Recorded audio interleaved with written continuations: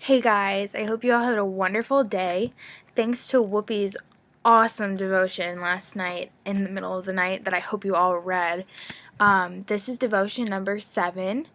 I know I posted my testimony yesterday and I am completely overwhelmed by how it went over, and I appreciate each and every one of you that watched it and commented, or even if you didn't comment, just for watching it. I appreciate it so much. It definitely helped me with what I'm going through, and thank you so much. Going along with my testimony, and I told you how I'm struggling with that situation and coping, and sometimes I question God's judgment, like, how could he have done this to me? How could he let this happen to me? He obviously doesn't love me if this happened.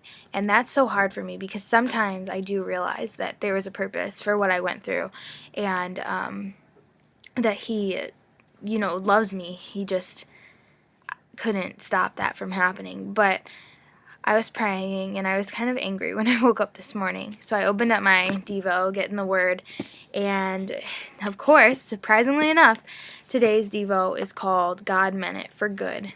And I know that in your life, a lot of things happen to you that you struggle with and you wonder why. Like, what did I ever do to deserve this?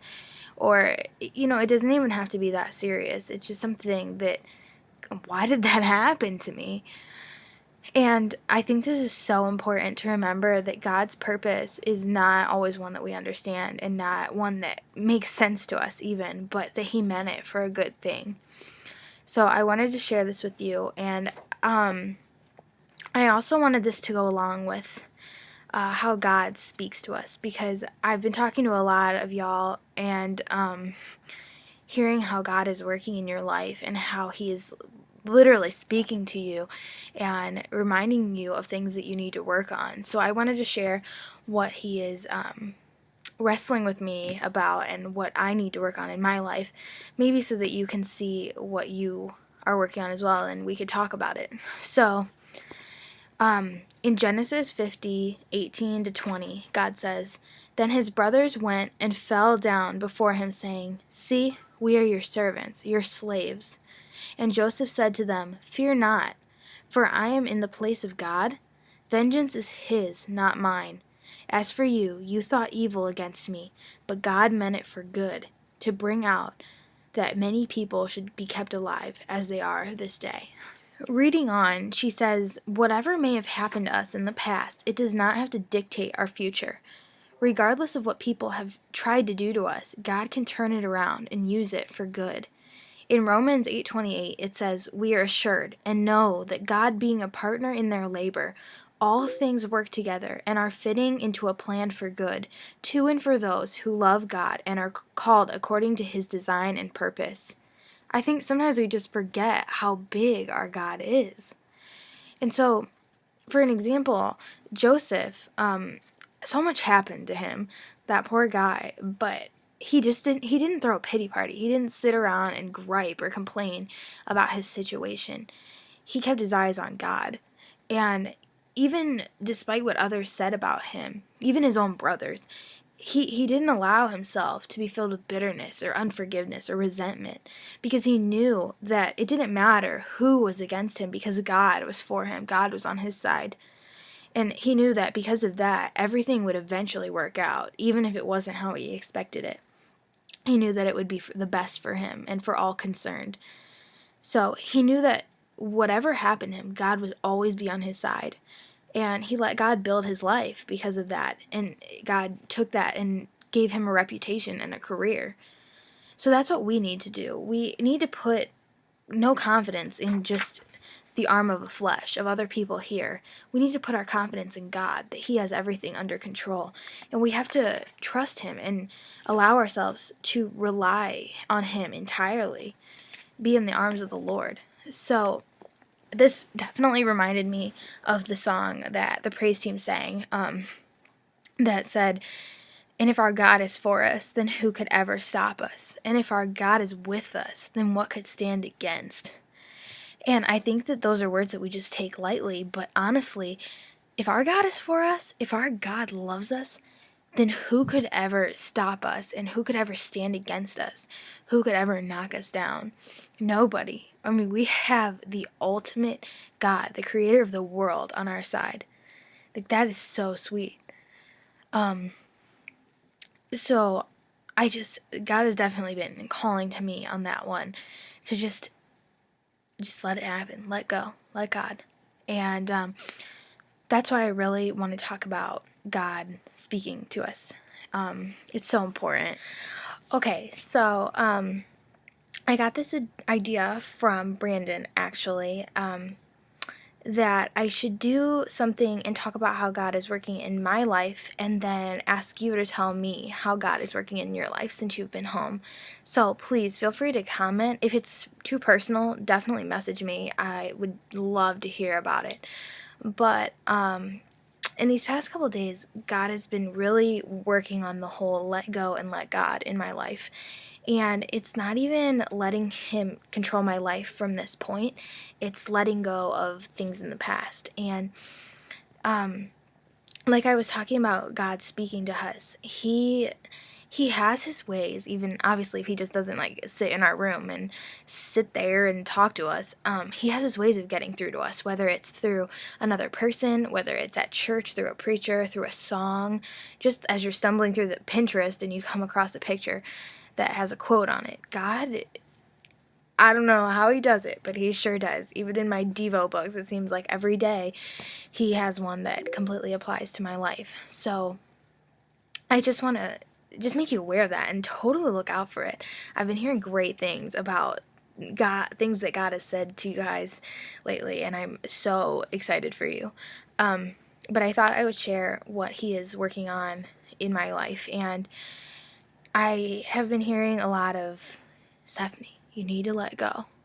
It's hard, and I know you're hurting, but you just need to step back. And he definitely helped me forgive my ex-boyfriend, but I am still having a very hard time letting go of the situation.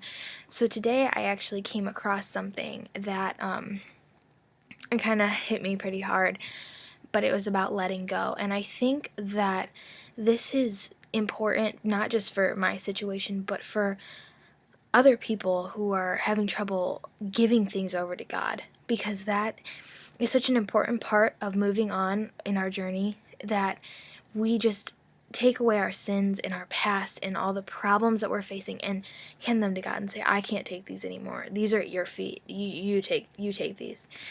And he's so willing to do that. We just have a hard time. So I really want to read this to you. Bear with me. It's a little long, but I think it's really good. To let go isn't to forget, not to think about or ignore. It doesn't leave feelings of anger, jealousy, or regret. Letting go isn't winning, and it isn't losing. It's not about pride, and it's not about how you appear, and it's not about obsessing or dwelling on the past. Letting go isn't blocking memories or thinking sad thoughts, and doesn't leave emptiness, hurt, or sadness. It's not giving in or giving up. Letting go isn't about a loss, and it's not defeat. To let go is to cherish memories and to overcome and move on. It's having an open mind and confidence in the future. Letting go is accepting. It's learning and experiencing and growing. To let go is to be thankful for the experiences that made you laugh, made you cry, and made you grow.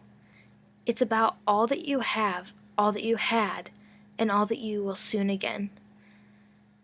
Letting go is having the courage to accept change and the strength to keep moving. Letting go is growing up.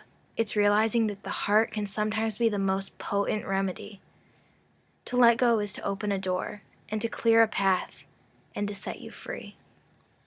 So I read that and I really felt God speaking to me, because I know that letting go and trying to move on and forgiving seems to me like a defeat and something that it doesn't feel like a positive thing. But I just felt God tapping me on the shoulder saying, it's okay, and this will make you better. This is going to set you free. And that, it totally warmed my heart, and it even brought tears to my eyes, because that's something I've just had such a hard time with. So I really hope you listen to that, even write it down, read it, whatever, and hear God telling you that it's okay to let it go. Let Him take care of it. Let God set you free. So, to tie all this together, I just want to remind you that crap is going to come into our lives, roadblocks. Sometimes it's from Satan, and we have to deal with it, and other times it's in God's plan for us to overcome and for Him to test us. I just want you to see that God can turn those things into great, amazing things. And I know this from experience because all the things I've been through, God has given me an amazing understanding for people and a patience and love that I never had before. And He showed me that I can use that to help people, which is what I feel like I'm called to do, is to help people.